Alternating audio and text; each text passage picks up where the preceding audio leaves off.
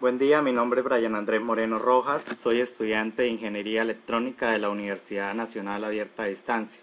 Este video es con el fin de dar solución a una actividad colaborativa de la asignatura Microelectrónica dictada por el ingeniero Néstor Javier Rodríguez, cuyos integrantes somos Leonel Moya Gutiérrez, John Alexander Rubios y su servidor Brian Andrés Moreno, integrantes del grupo 2, donde vamos a dar solución a la fase 1 de la simulación y diseño del layout de la compuerta OR.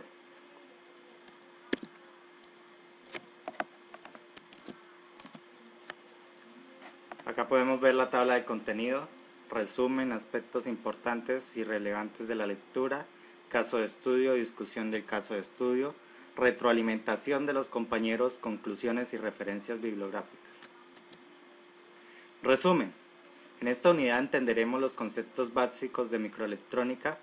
Podemos decir que es una aplicación de la ingeniería electrónica la cual se basa en componentes de dimensiones muy pequeñas, con el fin de diseñar dispositivos y equipos electrónicos que desempeñan una función específica y suplen necesidades cotidianas. Utilizaremos como guía la unidad 1, donde podremos ver las estructuras y el estudio de microelectrónica, dando un repaso desde sus inicios de desarrollo hasta la creación actual y futura, demostrando el avance que ha tenido la microelectrónica en materia de reducción del tamaño en circuitos integrados y las diferentes formas de fabricación. Analizaremos un problema específico propuesto en la guía como caso de estudio, la cual se da solución a partir del diseño de la compuerta lógica hecha de transmisores CMOS, familias lógicas de transistores usadas en la fabricación de circuitos integrados. Se emplearán los software DSSH y MicroWin para la simulación de los componentes y representación. Aspectos importantes y relevantes de la lectura unidad 1. Como aspectos importantes y relevantes, tenemos que las familias de compuertas lógicas permiten expandir un escenario o campo para detallar y diseñar un sistema para una necesidad como tal a través de microcontroladores. El sistema de entradas y salidas que cambian de estado permite que un diseño electrónico con lógica matemática logre realizar un proceso que pueda ser controlable. Con compuertas podemos desarrollar un aplicativo que realiza operaciones algebraicas. En el caso de la electrónica, el uso de dispositivos a base de semiconductores es muy importante. La miniaturización de componentes ha facilitado la integración de muchos componentes en una sola pieza de estado sólido, permitiendo el desarrollo de microprocesadores que han desarrollado la industria de la informática y las tecnologías de la información y la comunicación. Es importante la evolución que han tenido los semiconductores al pasar de los años. La demanda de los elementos electrónicos como celulares, compuertas y tablets ha provocado que los semiconductores sean encapsulados en tamaños cada vez más pequeños y nanotecnológicos. Entonces podemos mirar que al pasar de los tiempos estos dispositivos han sido cada vez más pequeños. También podemos decir que el desarrollo de la electrónica comenzó gracias a los avances logrados en electromagnetismo a finales del siglo XIX, pero no fue sino hasta mediados del siglo XX que se empezaron a desarrollar dispositivos semiconductores. Tenemos que la ley de Moore dice que la densidad de componentes de semiconductores en un circuito integrado se puede duplicar cada 18 meses. Existe un límite físico de reducción del tamaño de los dispositivos semiconductores. Cuando se llegue a este límite, se tendrá que usar otra tecnología que tal vez no emplee semiconductores. Podemos evidenciar que todo tiene su límite. Los transistores BJT y MOSFET tienen características que los hacen idóneos para determinadas aplicaciones. La tecnología TTL es de bajo costo, pero puede ser muy lenta para ciertas aplicaciones, siendo idónea para aplicaciones didácticas. La tecnología CMOS es la que utilizan los circuitos integrados con la tecnología de punta de la actualidad. El caso de estudio. El caso de estudio nos dice que la Universidad Nacional de Ingenierías cuya facultad de Ingeniería Electrónica ha comenzado a crecer en desarrollo tecnológico, desea construir un laboratorio automatizado con 2 salones, para que se pueda desarrollar prácticas de 2 cursos al tiempo y también se pueda usar como laboratorio de experimentación de los cursos propios del programa y centro de investigación tecnológico. Hacemos el análisis del caso de estudio, en el cual podemos observar que el caso de estudio para el momento 1 de la asignatura microelectrónica es un caso ambiguo, lo que quiere decir que no tiene especificaciones de lo que se necesita. Por esta razón, los estudiantes deben proponer el diseño de una compuerta lógica para posteriormente escoger el mejor diseño y con ello elaborar la exposición que estoy haciendo. Diseño de la compuerta lógica OR.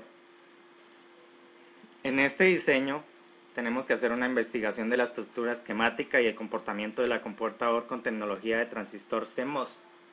Acá podemos evidenciar la estructura lógica de esta compuerta. Tabla de verdad, compuerta OR. La tabla de verdad de la compuerta lógica nos sirve para ver el correcto funcionamiento de dicha compuerta según los valores de entrada. Entonces acá podemos ver que si tenemos un 0 y un 0 a la entrada, tenemos un 0 a la salida. Si tenemos un 0 y 1 o un 1 y un 0 a la entrada, tenemos un 1 a la salida. Y por último, si tenemos un 1 y un 1 a la entrada, vamos a tener otra vez un 1 a la salida. Diseño lógico en DSSH. Entonces, para este diseño se utiliza 3 transistores de canal PMOS, los cuales proponen bien los unos lógicos y más los ceros lógicos, y 3 transistores de canal NMOS, los cuales propagan bien los ceros lógicos y más los unos lógicos. Estos transistores están compuestos por 3 pines denominados drenador, puerta y fuente. De igual manera se utilizan 2 botones de entrada, la fuente del respectivo esquema, tierra y un elemento de salida. Podemos ver que los transistores que se utilizan son transistores que pueden negar la señal, o sea, hacen el inverso funcionamiento del otro transistor. Acá podemos ver el diseño o el esquema lógico de la compuerta OR, ya con su respectiva conexión, y los pines ya antes mencionados. Resultados de la simulación del diseño lógico en DSSH. Podemos ver el pantallazo de la simulación en DSSH y la tabla de verdad, la cual nos indica el correcto funcionamiento. En el pantallazo podemos ver que las entradas son 0 y la salida del bombillo LED no alumbra, o sea, quiere decir que también es un 0. En la tabla de verdad vemos que si tenemos 2 ceros, vamos a tener un 0 a la salida. En el pantallazo de SSH podemos evidenciar un 0 y un 1 a la entrada, el LED está prendiendo. En la tabla de verdad tenemos que si un 0 y un 1 a la entrada va a dar que el LED encienda o que vamos a tener un 1 a la salida. Un 0 y un 1 también el LED debe encender y un 1 y un 1 a la entrada debe dar que el LED también encienda. Tenemos el diagrama de tiempos en DSSH, donde vemos la simulación que hemos hecho en este software. Tenemos el diseño del layout en MicroWin, donde decimos que una vez guardado el sistema lógico en la compuerta OR en el programa DSSH, con la acción Make Verilog File, procedemos a compilar dicho archivo en el programa MicroWin, el archivo que ya habíamos guardado en el DSSH. Con la opción Compile Verilog File para el respectivo diseño del layout. Tenemos un pantallazo de dicha ventana de la compilación Verilog File, donde debemos dar compilar y luego regresar al editor. Una vez salte la pantalla de la opción antes escogida, se debe seleccionar la opción compilar y posterior a esto, opción regresar al editor, lo que anteriormente había dicho. Esto genera el archivo layout, el cual está designado por varios colores cuyos significados son los diferentes materiales que se deben usar para su elaboración, los cuales se pueden evidenciar su equivalencia del material en la paleta. Acá tenemos el pantallazo del layout, vemos en la parte izquierda lo que viene siendo la paleta de colores, nos dice que los materiales son metales, polisilicones, entre otros. Los resultados de la simulación del diseño LabJAW. Una vez se selecciona la opción Run Simulation, el programa MicroWin arroja algunas gráficas tales como voltaje versus tiempo, voltajes y corrientes, voltaje versus voltaje, frecuencias versus tiempo y el diagrama de ojos. Acá tenemos los diferentes pantallazos de la simulación antes hecha. La visualización 3D en el diseño LabJAW.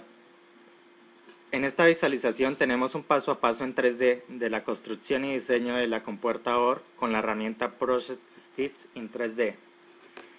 Acá podemos ver en el pantallazo, en la parte derecha, el paso a paso de dicha simulación en 3D y el último es el que tenemos en el pantallazo, el último paso a seguir.